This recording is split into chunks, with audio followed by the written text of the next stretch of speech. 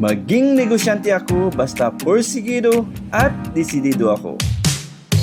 Karnegosyo, may 100 ka ba dyan? Paano kung sabihin ko sa iyo na simpleng 100 pesos, pwede maging simulang maliit pero kikitang negosyo.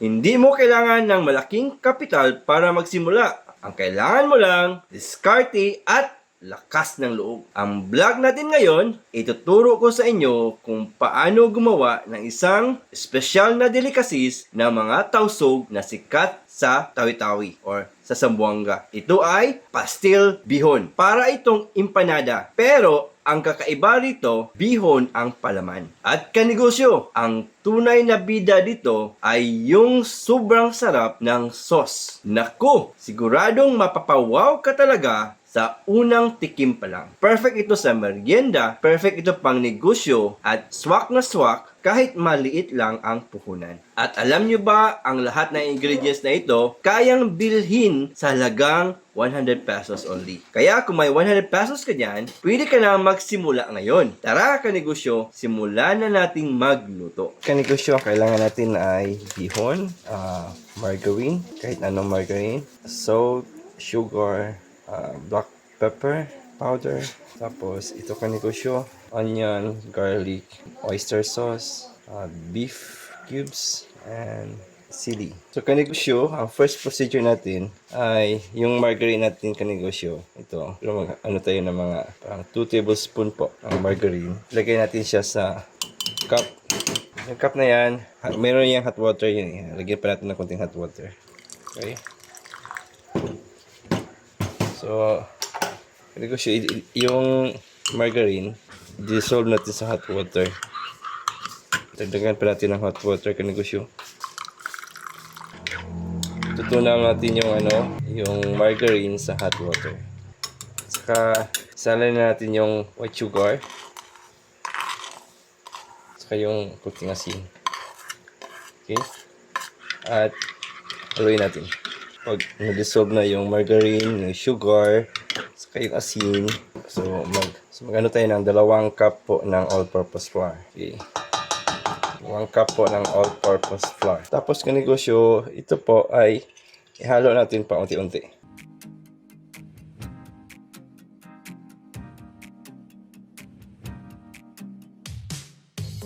Ito na.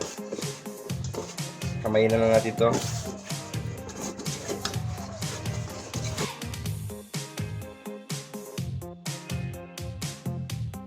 Kanegosyo natin paggawa tayo ng ganito. Ano lang kanegosyo, hindi lang natin masyadong imasa para mayroon karoon tayo ng texture. Okay? So yan, i-rest natin ito kanegosyo for 15 minutes. So on the other side naman kanegosyo,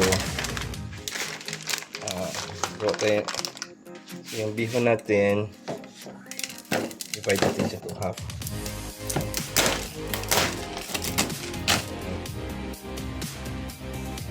Lagyan natin ng tubig. Susok natin yung kanegosyo. While nagre-rest po yung dough natin, at ito naman ay nagsusok ng water, gawin muna natin yung sauce. Kanegosyo, gawin natin yung sauce natin. Natin ng water, kanegosyo. Brown sugar. Mga 6 tablespoon. Lagyan natin yung, kanegosyo, yung pepper at saka yung asin. I-mix natin ito.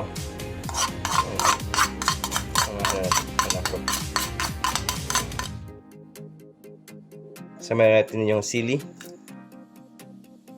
Then maglagay tayo ng suka. Then tikman natin kanegosyo. Kailangan pa natin dagdagan ng sugar. Painitin natin ito, kanegosyo. Pakuluan natin. Lagay natin yung cubes.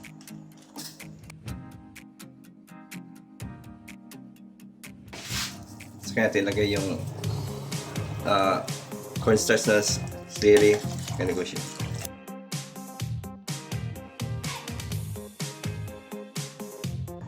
Lagay pa natin kanegosyo.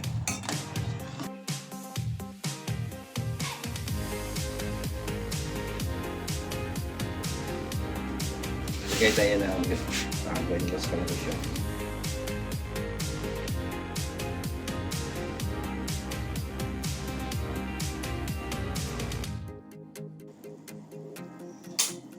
Sa negosyo.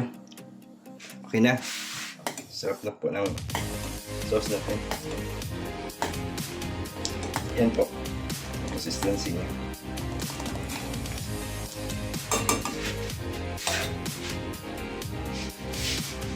Sa negosyo, ito yung sauce natin. Ang sarap po. So ngayon kanegosyo, lutuin natin yung ating bihon. So papainit tayo ng oil. Kanegosyo.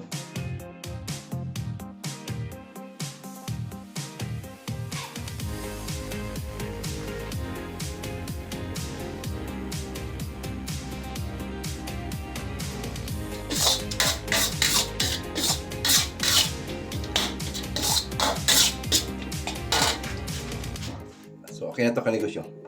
So, kanegosyo, ito yung ano natin, bihon. So, spread tayo ng konting ano. At ito na po yung ano natin kanegosyo.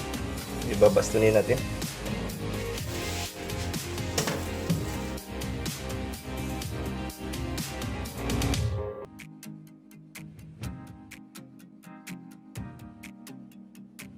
Tapos, gagamit tayo ng molder. Okay?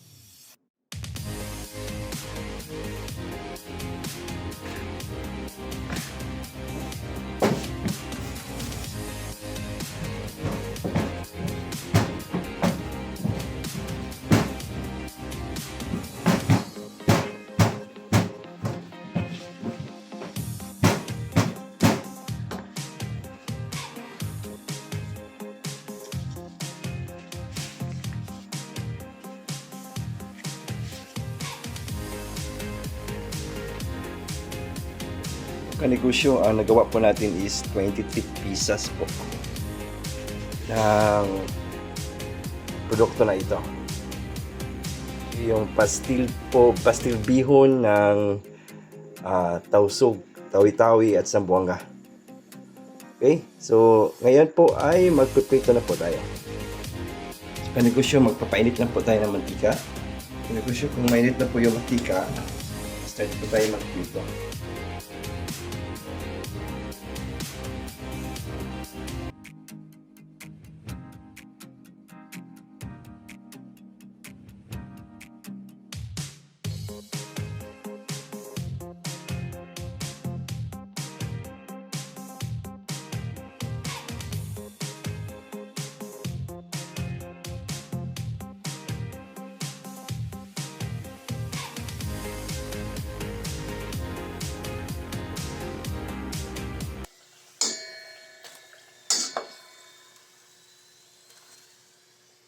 So, kanegosyo, ito na po yung produkto natin. O, nakagawa po tayo ng 23 pieces. Natin ibibenta to ng 10 pesos each with the sauce kasi malaki siya. Sa lagang 100 pesos kanegosyo, mayroon ka nakita na 230 pesos. May profit na 130 pesos. So malaki na yun, no? So kanegosyo, ito po yung pastil bihon ng Bungaw. Ayan po. So paano ba ito kinakain kanegosyo? So, ang ginagawa po nila yun ay, yan po. Yan. Bihon po yan. At nilagyan po yan ng sauce. Yan po.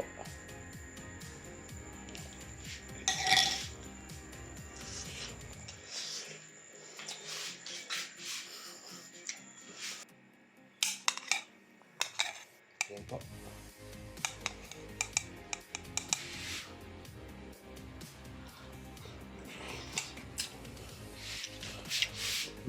Sarap po.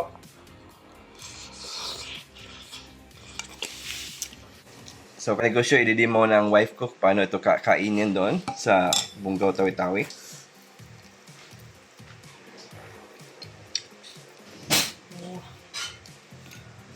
Yan pala. Dito pala yun ng sauce. Yan.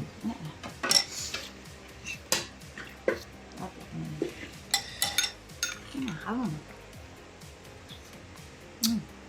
Nhỏ. Is it same sa ano may? Bungaw? Yes. Pastil. Ano ang pangalan doon? Pastil. Okay. Ito yan.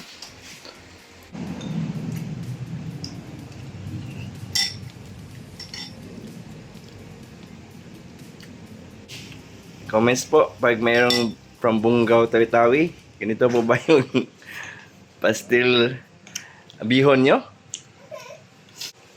Napakasarap ng pastil bihon kanegosyo. Ito ang maipapayo ko sa iyo as negosyante.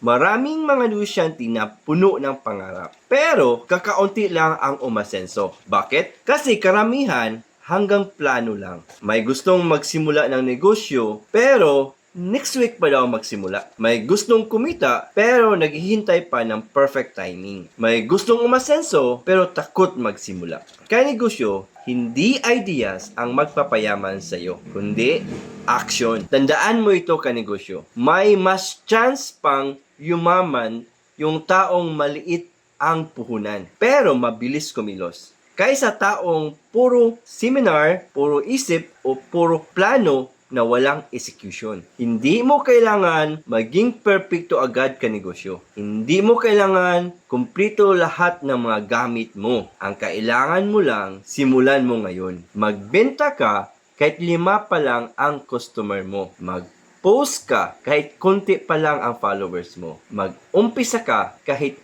kinakabahan ka. Dahil ang negosyo, hindi lumalaki sa kakaisip. Lumalaki yan sa aksyon. At tandaan mo ito kanegosyo, ang pinakamahalagang hakbang sa tagumpay ay yung galaw na matagal mo nang iniiwasan. So kanegosyo, ano pang hinihintay natin? Take action na. Simulan mo na ang maliit na negosyo mo habang maaga pa. Based sa experience ko kanegosyo, isa sa pinaka-importanting skills na dapat meron ang isang negosyante ay hindi lang sipag, kundi ang execution. Dahil maraming tao ang marunong mangarap, pero konti lang ang kumikilos. Ikaw kanegosyo, baka ito na ang sign mo na magsimula. Kung nagustuhan mo ang recipe na ito, please like, share, and subscribe para marami pa tayong matulungan na magamit nila sa pagsisimula ng negosyo.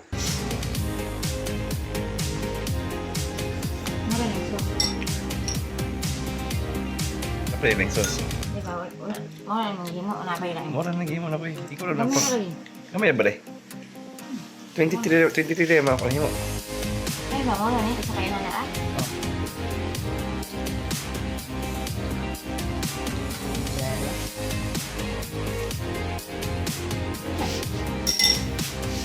Yan na sirup ko. Bulag na. Kan hamsa piting ini.